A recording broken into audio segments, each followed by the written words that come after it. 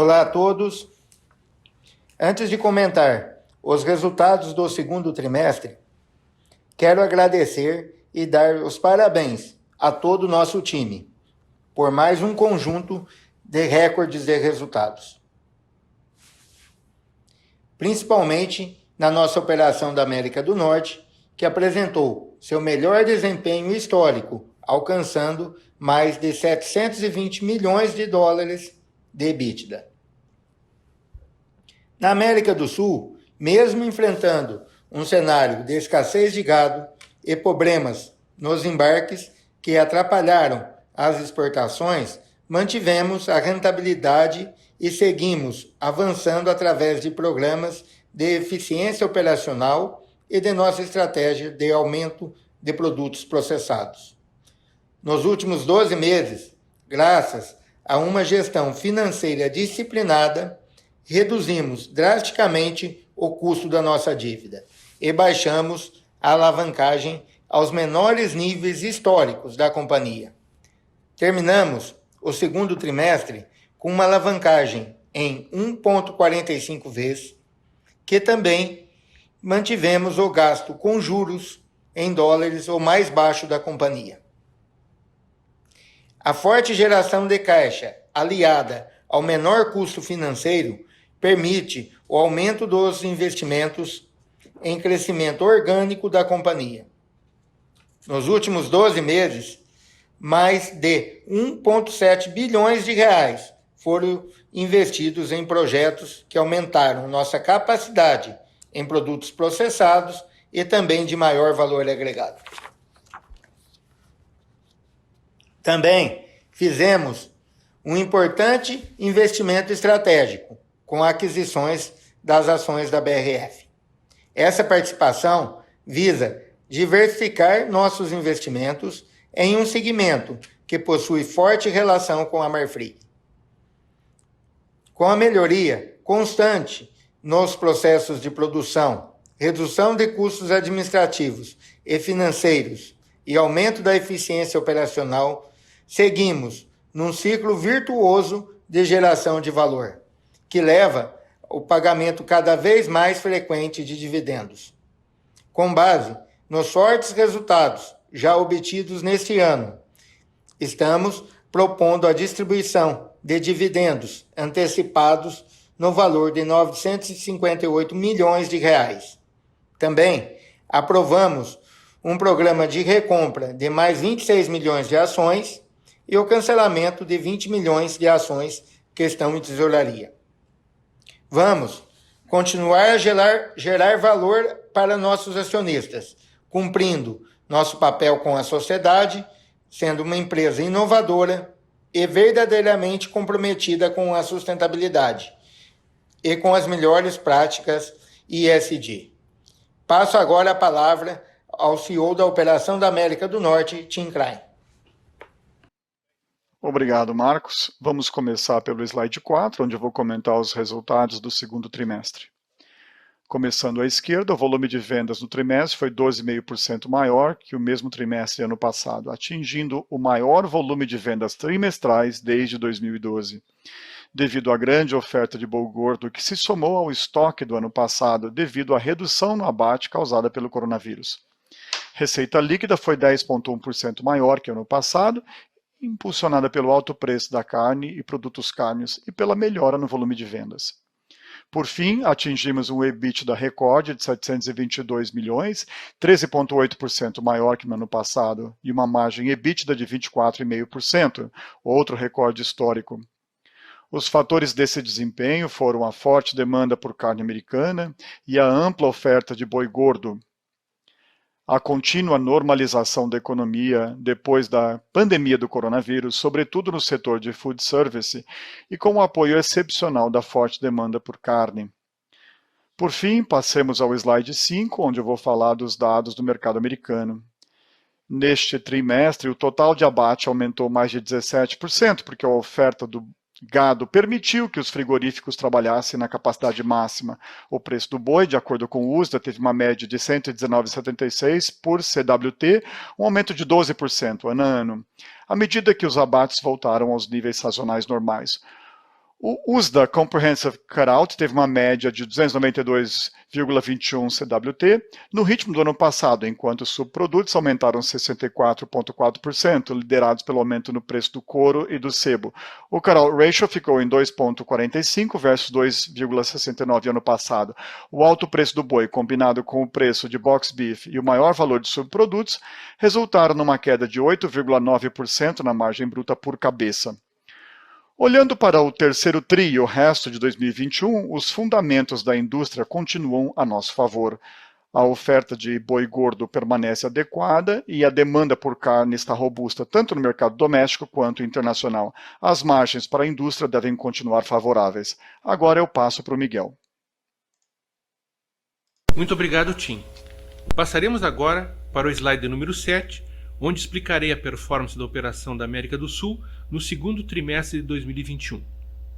Como podemos observar no primeiro gráfico à esquerda, o da comparação entre o volume de vendas, houve uma retração de 5,5% em relação ao mesmo período do ano anterior, passando de 339 mil para 320 mil toneladas. Este movimento é explicado pela estratégia consciente da administração em preservar as margens operacionais através da adequação da demanda frente à oferta de animais. No gráfico central desse slide, o da receita líquida, podemos verificar que alcançamos nesse trimestre o valor de 5 bilhões, 14% acima da receita do mesmo trimestre de 2020. Aqui, vale falar um pouco mais sobre os desafios que enfrentamos nas exportações. Apesar do aumento de 12% no preço médio em relação ao segundo trimestre de 2020, tivemos ao longo desse TRI um grande desafio logístico na América do Sul, com a indisponibilidade de navios e containers. Este fato atrasou os embarques, impactando o volume em 15% e o faturamento em 4%, comparados com o segundo trimestre de 2020. A boa notícia é que essas dificuldades já estão sendo superadas e esse impacto deverá ser totalmente revertido ao longo do segundo semestre. Em contrapartida, no mercado interno, destaco que mesmo com a estabilidade no volume de vendas em relação ao mesmo período de 2020, conseguimos elevar a receita líquida em 53%, ou seja, houve um aumento de cerca de 54% no preço médio de vendas para o mercado interno, fruto da combinação entre uma estratégia assertiva na otimização dos canais comerciais, com foco no crescimento das vendas de produtos com marcas e no início da recuperação na economia local. No gráfico da direita, o do EBITDA, podemos observar que atingimos nesse trimestre 181 milhões, uma margem de 3,6%. O comportamento da margem é explicado pelo impacto do aumento do custo do gado no Brasil e na Argentina e pelo impacto dos problemas logísticos nas exportações, conforme mencionei há pouco.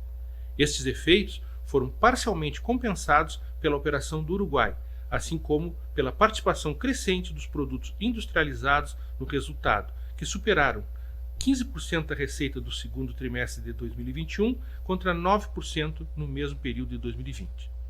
Por fim, a isso se somam as novas capturas do Programa de Eficiência Operacional, que nesse trimestre alcançaram 30 milhões de reais, em relação ao trimestre anterior. Passando agora para o slide número 8, falarei sobre as exportações e o Programa de Eficiência Operacional no segundo trimestre de 2021. As exportações representaram 58% do total da receita nesse trimestre, contra 68% no comparativo com o mesmo período de 2020. Desse total, 62% foram destinados à Ásia, atualmente o mercado que apresenta as melhores oportunidades comerciais, com destaque para a China e Hong Kong. Lembrando que a Marfrig é a companhia com maior capacidade autorizada para exportar para a China. Nossas 13 plantas habilitadas na América do Sul concentram cerca de 70% de nossa capacidade de produção. Assim como venho falando ao longo dos últimos resultados, a Marfrig tem se empenhado na implantação de melhorias operacionais por meio de programas de eficiência nas operações do Brasil, Uruguai, Argentina e Chile. Observando o quadro que está à direita desse slide, vemos que através da implementação dessas medidas, conseguimos capturar ao longo desse trimestre melhorias operacionais que impactaram positivamente em cerca de 30 milhões os nossos resultados, quando comparamos com o trimestre anterior. Agora eu passo para o Tang, que irá comentar o resultado consolidado e os destaques financeiros da operação. Obrigado, Miguel. Nos próximos slides, vamos apresentar os destaques financeiros consolidados do segundo TRI de 21 da Marfrig. Mais uma vez, a performance recorde da nossa operação América do Norte, que apresentou seu melhor resultado histórico, e a manutenção do resultado da nossa operação América do Sul, que se mostrou resiliente, mesmo em um trimestre muito desafiador, a Marfrig apresenta seu maior lucro trimestral e o menor índice de alavancagem na história da companhia. Começando pelo slide 9, no gráfico da esquerda, geramos no segundo trimestre de 21 uma receita líquida consolidada de 20,6 bilhões de reais, um crescimento de 9% comparado ao segundo trimestre de 20. Passando ao segundo gráfico da direita, geramos neste trimestre 3,9 bilhões de reais de EBITDA ajustado, com margem de 19%. Desse EBITDA total, 96% foram gerados na América do Norte. Esse crescimento, conforme comentado pelos nossos CEOs Miguel e Tim, é explicado pela rentabilidade recorde da nossa operação na América do Norte, que compensou o desempenho da operação América do Sul, onde foi impactado pelo menor patamar do dólar e os desafios logísticos nas exportações deste trimestre. Passamos para o slide 10, resultado financeiro. Observando a evolução do resultado financeiro no gráfico superior, apresentamos uma despesa financeira no segundo trimestre de 21 no montante de 44 milhões de reais, uma redução de 78% em relação ao primeiro TRI de 21. No quadro inferior, detalhamos os juros provisionados no trimestre, de 321 milhões de reais, ou 60 milhões de dólares, o mais baixo já registrado na Marfrig. Destaco também o ganho de 228 milhões de reais relacionado à marcação a mercado do investimento passivo em ações da BRF. A variação cambial no segundo TRI de 21 foi positiva em 96 milhões de reais, explicada pela diferença entre os câmbios finais dos períodos. Segundo o TRI 21, R$ 5 versus R$ 5,70 no primeiro TRI de 21. Somando os três itens, o resultado financeiro é positivo em 52 milhões de reais. E no próximo slide 11, resultado líquido, a performance operacional recorde, somada às capturas do programa de eficiência operacional, controle dos custos fixos e a contínua redução das despesas financeiras, resultaram na geração de lucro líquido de 1,7 bilhão de reais no segundo trimestre de 21. No segundo gráfico abaixo, apresentamos o lucro líquido acumulado de 2 bilhões de reais nos primeiros 6 meses de 2021, aumento de 38% em relação ao mesmo período do ano de 2020. Com base nesta forte performance, a administração está propondo a distribuição de aproximadamente 958 milhões de reais em dividendos intermediários. Este montante equivale a um dividend yield de aproximadamente 7%. A administração também aprovou um programa de recompra de aproximadamente 26 milhões de ações e, concomitantemente, o cancelamento de 20 milhões de ações mantidas hoje em tesouraria. No slide 12, geramos no segundo trimestre deste ano mais de 3 bilhões de reais de fluxo de caixa operacional. Descontados os investimentos em CAPEX e juros pagos no período, o fluxo de caixa livre foi de 2,2 bilhões de reais, conforme o gráfico superior. No gráfico abaixo, apresentamos a geração de caixa operacional nos últimos 12 meses acumulados, que foi de 7 bilhões e meio de reais, onde se destaca o investimento de mais de 1,7 bilhão de reais em CAPEX, principalmente em projetos de crescimento orgânico, tais como a ampliação das linhas de produtos processados e de maior valor agregado, e o aumento de produtividade e eficiência. A geração de caixa livre nos últimos 12 meses foi de 4,3 bilhões de reais. No slide 13, dívida líquida e alavancagem, a dívida líquida ao final do segundo trimestre totalizou 2,8 bilhões de dólares, uma redução de 8% em relação ao primeiro trimestre de 21, consequência da forte geração de caixa no período. Nossa alavancagem atingiu o menor nível histórico, tanto em reais, 1,45 vezes, quanto em dólares, 1,55 vezes.